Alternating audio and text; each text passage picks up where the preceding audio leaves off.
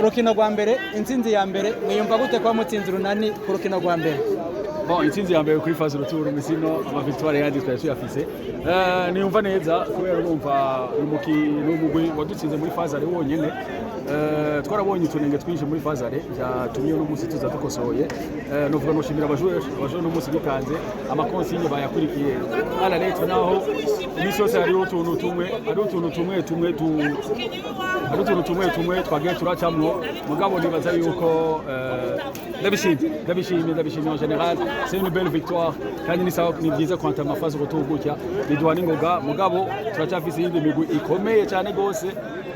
Nibaza yuko nejo dufite umukino utoroshe tuzokina na Remesha, nibaza ko tuzorutegura nabo nyene dushobora kuraba yuko twatahukana intsinzi.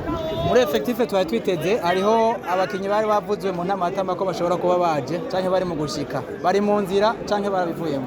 Aha nabakinyi twashize kuri liste, nibaza yuko tumaze kubashira kuri liste ari abakinyi baba bari eligible gukina. Bazoshika vuba cyane.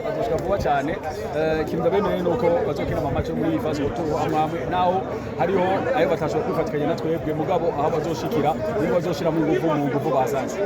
Inkino ziracari nyinshi nka nk'umukoca wa Dinamo ni iki wemerera abanyadinamo muri zino zisigaye kandi ari nyinshi? Nibaza yuko abanyadinamo abafana barabizi objectif ya Dinamo yuko ari equipe iviza le top mugabo sitwe twenyene hari imigwi myinshi notamment runani hari imigwi murabona yuko kuri renforcer hari imigwi irakomera. Nibaza yuko atari ikintu tuzokoroha mesino objectif umuguro yizi abafana barayizi abakiyi barayizi naje wenda yizi. Nibaza yuko tuzokora ibishoboka turabe yuko tworangura objectif yacu.